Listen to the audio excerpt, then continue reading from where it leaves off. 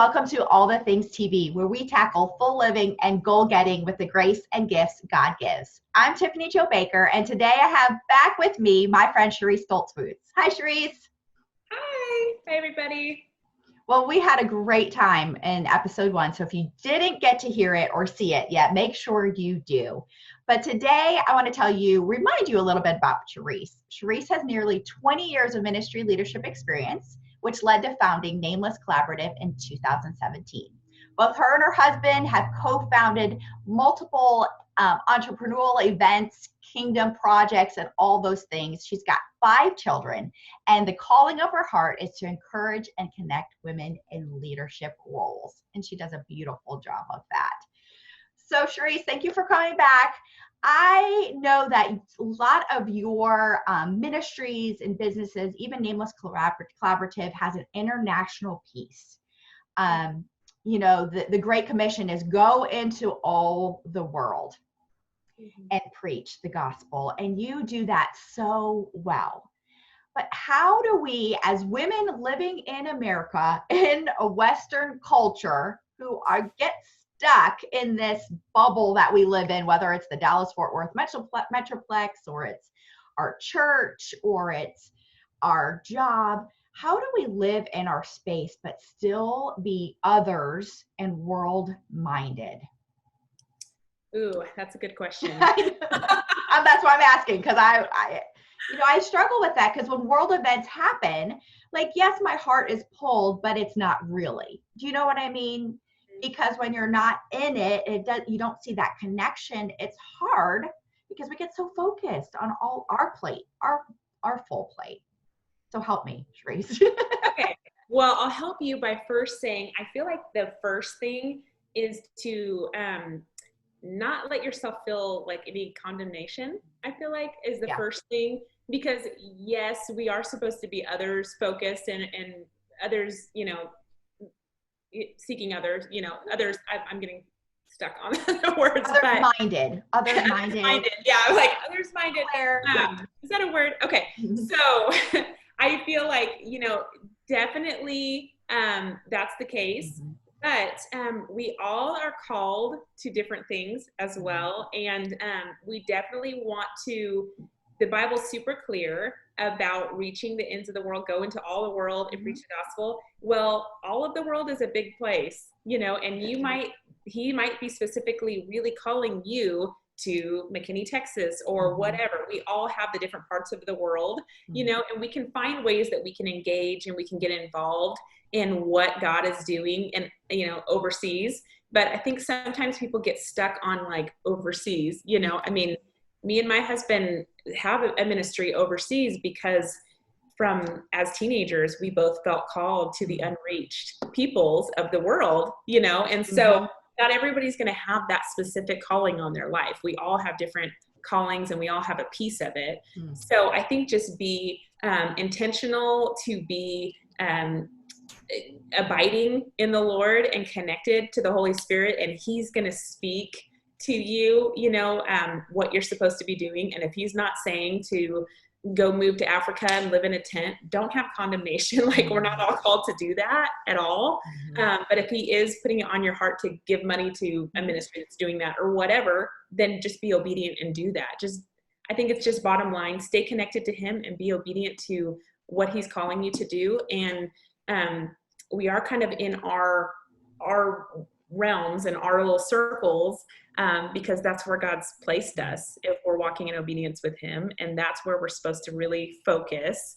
And just like I said, be listening and be open and be intentional to do what he's called you to do. And there might be a different season as well. 5 years from now, you might feel called to invest more in Brazil or whatever, as long as we're just abiding in him and staying faithful and obedient.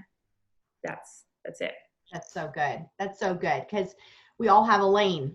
And if we stay in our lane, but being open when God says, hey, there's a lane change that's coming, or I want to widen that lane. I think that's so good because, just even the title of this podcast is All the Things TV. And we all know we can't do all the things. We need to know exactly what are the things that we're supposed to do in this season and be all in and do it well with obedience. So I love that. That's a great reminder of where God's planted you and to do that. And when he's called you to support somebody else who's planted somewhere else, do that too. I love it. Well, I know you've got, you work with leaders here in America, you work with leaders overseas.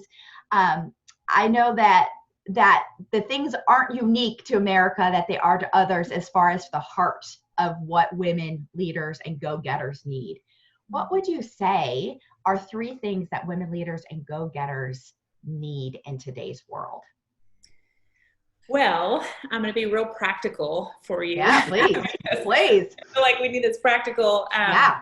So, I mean, it's stuff that we probably already know, but it's always good to be refreshed, have a fresh reminder, because sometimes, it's funny. It's easy to get back on track when you just, oh yeah, that's what worked before. Why am I not doing that now? Yes.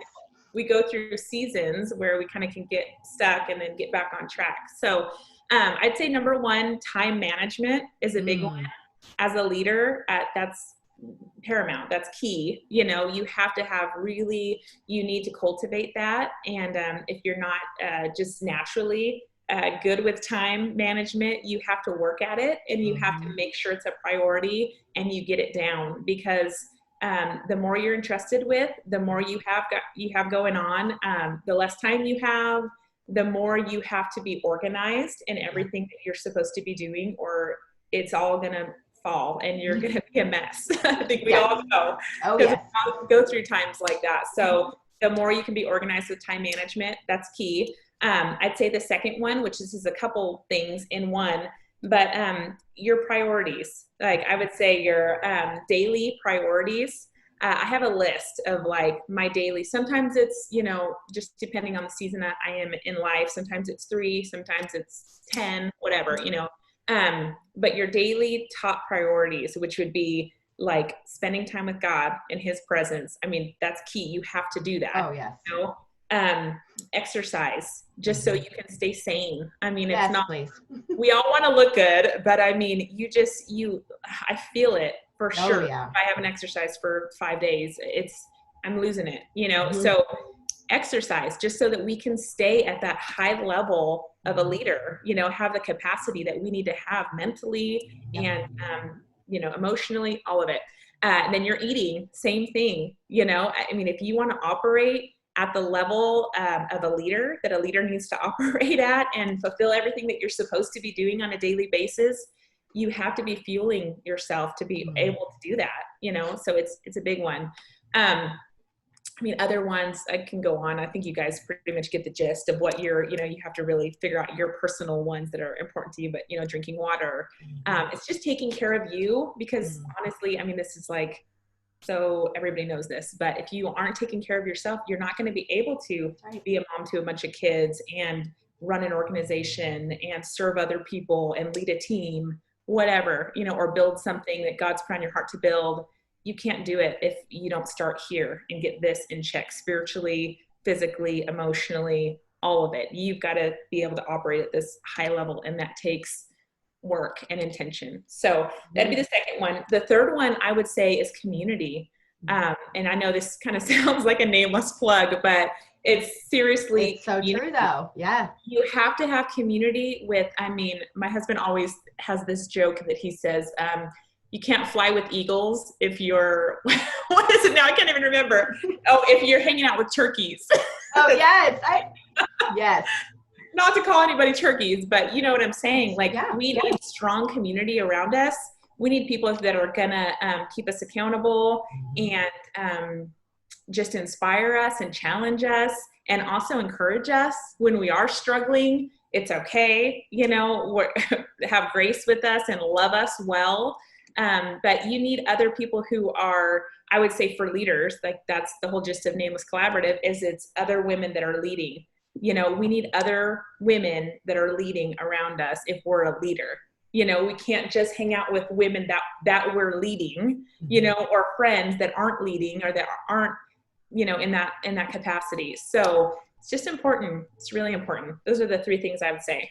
And those are so universal and such basic truths, but so often, like you said, we can get off course so easily because we think, oh, just for a season, I'm going to stop that, or I'm going to replace, sleep, or I'm, going to stop exercising to get this done, and then it does affect us and we're not at optimal performance. So those are amazing, wonderful, wonderful reminders of how to stay full so we have something to give other people who have a demand on what we offer.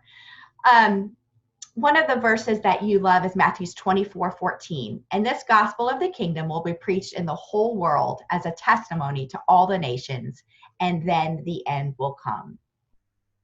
I love your heart for the world and for women and families and those in that the four corners. When did that start for you? Really, it started right after I became a Christian when I was 15. My family, they aren't believers. I got saved at a youth group with a friend. Just got on fire for Jesus, was sold out from day one, really. I was like, I need this Jesus. It's me and Jesus. So that really, and then shortly after that, I felt like, this is kind of a longer story, but I'll make it really short. But I was in a football field at night one time, and I saw like the most beautiful sunset. It was probably like 5 or 6 o'clock at night. I was with a bunch of friends. We were just hanging out, at this football field at our high school, and this incredible sunset came across the sky. And I remember I just looked at that sunset and I was like, God, that is so beautiful. Inside, I just said that to the Lord with all those people there. And I felt like right away, I heard the Lord say, just wait for the places I'm going to take you and the things that you're going to see. And I feel like with that, he just planted a seed of, I'm going to send you to the nations. Now I've been to like 40 something nations. Wow. And I just feel like he gave me a heart for the unreached people really specifically. And then when I met my husband, I met my husband a few years later when I was 18, the first conversation we had the night we met was like, what do you feel called to? And it was the unreached. It was kind of crazy. So wow, divine kind of thing. So I feel like it's really important. We're running this race with this, this thing that God has called us to do, together. But anyway, so we really have a heart for seeing the unreached reached in our lifetime. And what's so exciting right now is that we have the technology to do that. One of the things that we do with one of our ministries is we connect. First of all, we present the gospel to people that are seeking. So like using search engines and stuff in other countries. And then we connect them to local pastors within a 50-mile radius. And so we're seeing that happen. We're getting Bibles. We're working with another organization that distributes Bibles to people who don't have the Bible in their language yet. We're working with them. And so we're seeing people, thousands and thousands of people a month come to the Lord, get connected into healthy Christian community and get a Bible in their hands. And seriously, like we've been to a lot of like conventions with the ministries that are doing these works. And it could happen in the next 20 years, in our lifetime, where every single tribe, tongue, and nation has received the gospel message and the word of God in their language. So that's big stuff. That's big, That's huge stuff. It's so exciting at the times that we're living in. So just an encouragement. Don't get bogged down, ladies, with all of the bad news and coronavirus and the riots and all the politics and everything that's going on, because it is the end times and we are living in crazy times, but also things are happening at an accelerated rate that have never happened before. So it's exciting. It's good. It's so good. And it's so big. And it really, really puts things in perspective. But what I love is that seed was planted when you were 15 and a sunset. And when God spoke to your heart that word, and that you've been faithful, to do the little steps and along the way. And we won't say how old you are now, but you were faithful to do, because you're so young. Still in my 30s. That's right. Holding on strong. That's right. We all are. But you've been so faithful with the little. You know, God gave you that word, and you through the ups and downs. So just thank you for your faithfulness and yours and your husband's obedience to do what he put on your heart to do. And thank you for being on today with me again. Yeah, my pleasure. It's great. Well, friends, that's another episode of All the Things TV. I'm Tiffany Jo Baker, helping you fuel and fulfill your faith journey through the ups and the downs. Now go do all the things that you've been created to do with the grace and the gifts God's given you.